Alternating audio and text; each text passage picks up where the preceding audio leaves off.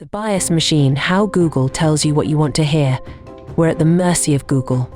Undecided voters in the US who turn to Google may see dramatically different views of the world, even when they're asking the exact same question. Type in, "Is Kamala Harris a good Democratic candidate?" and Google paints a rosy picture. Search results are constantly changing, but last week, the first link was a Pew Research Center poll showing that Harris energizes Democrats. Next is an Associated Press article titled "Majority of Democrats Think Kamala Harris Would Make a Good President," and the following links were similar. But if you've been hearing negative things about Harris, you might ask if she's a bad Democratic candidate instead.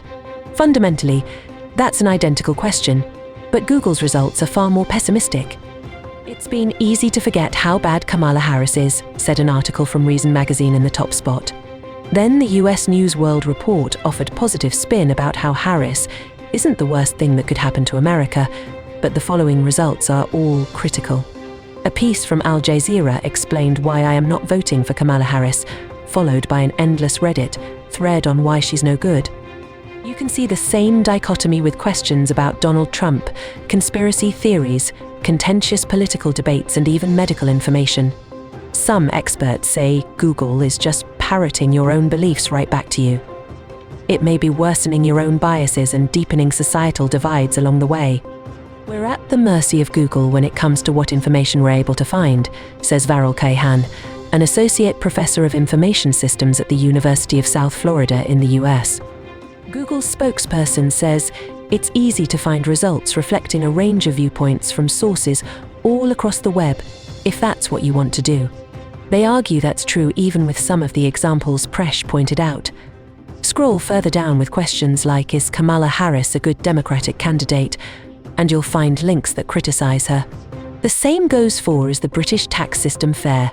You'll find search results that say it isn't. With the link between coffee and hypertension query, Google's spokesperson says the issue is complicated, but the search engine surfaces authoritative sources that delve into the nuance. Of course, this relies on people exploring past the first few results.